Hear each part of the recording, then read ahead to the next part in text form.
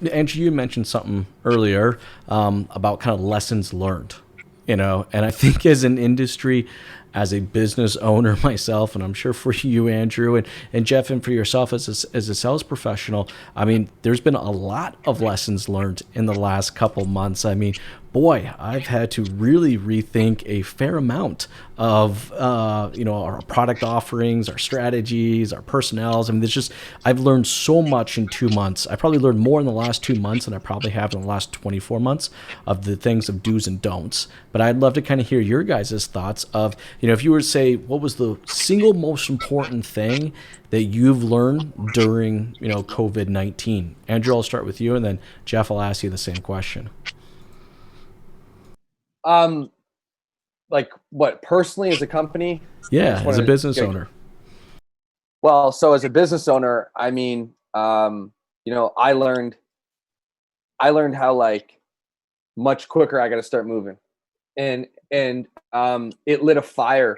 It lit a fire under my ass because I didn't feel I didn't feel safe. So when the economy and everything was collapsing around me, I didn't feel safe for my family. I didn't feel safe for my company, for our team, for our employees, for their families, right? So I realized that I gotta start moving a lot quicker, and we gotta start going a lot bigger and making bigger moves faster. So this kicked us into a whole like overdrive, turbo.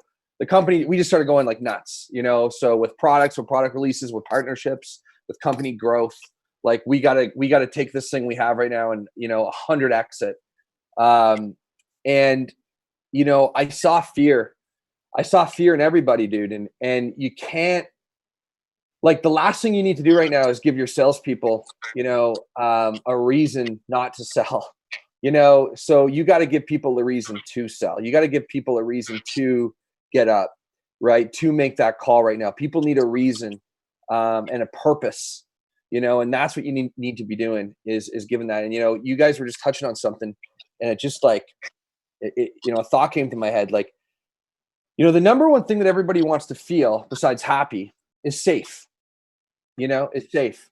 And Jeff, you touched on something that might be kind of a smaller percentage, which is like all the snowbirds coming back now that might need cars.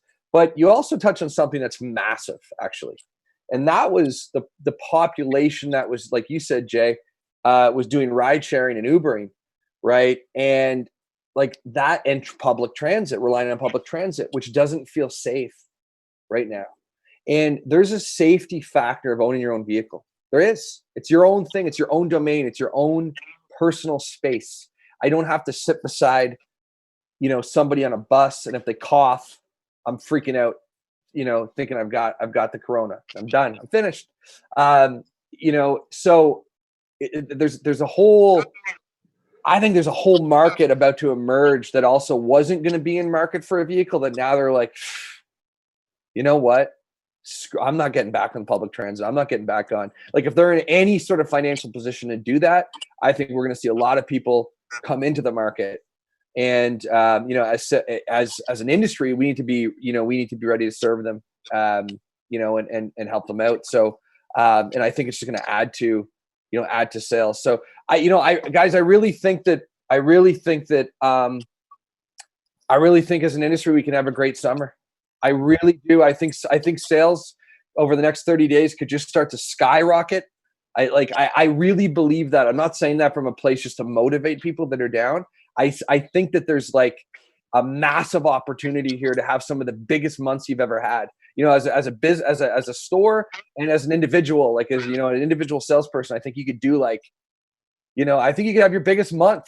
Like in Canada, we usually experience July as like cottage season, right? So like we get the spike in spring, and then like June, July, Canada Day long weekend, right? Sales kind of do this. Like, they're not terrible. It's not like January, February, but they peak back down, then fall, they come back up. Well, like, come on, man. The industry's down 75%. How much lower are we going to go? Like, I think we're going to start to see this through times that, I think July, this could be your biggest July you've ever had, is what I'm saying. I mean that. Well, and to that point, we have to be prepared to pivot, right? Like Right. I feel like we kind of get stuck into a rhythm, and I think if there's any lesson, one of the biggest lessons I've learned, from COVID-19 is that I have to structure a business and processes that are able to pivot as quickly as the world changes around it. And the world is changing fast. Jeff, you said it. 1 week to the next is sometimes the day to day. And it's just like, how do I build a business that's going to pivot? How do I build processes that are going to pivot? But Jeff, I'm actually curious from you, what has been, the singular most important lesson you've learned so far through COVID-19?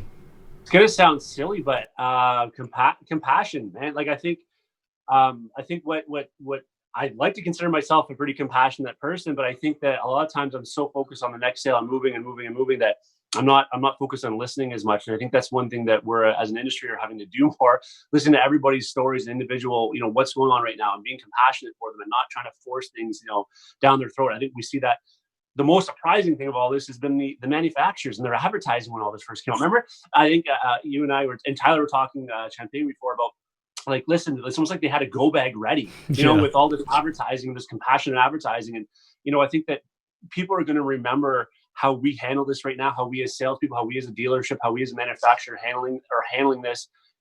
Obviously, it's a fine line to walk. You have to be advertising to a certain extent. You got to let people know what's going on. But you also have to be compassionate to know that, like, man, you can't be too forceful with some of this. And again, this is my own personal opinion, but you can't be so forceful, because I've seen it. It pushes people away more than it helps them. And when they're ready to buy, they're going to remember how people were handling this. So again, I think the biggest thing for me, again, I think I was a compassionate person. I am a compassionate person, but I think I've learned to listen more and focus more on what the customer need is, which again, I thought I did, but I don't think I was focusing on it as much as I have since all of this has kind of gone down. So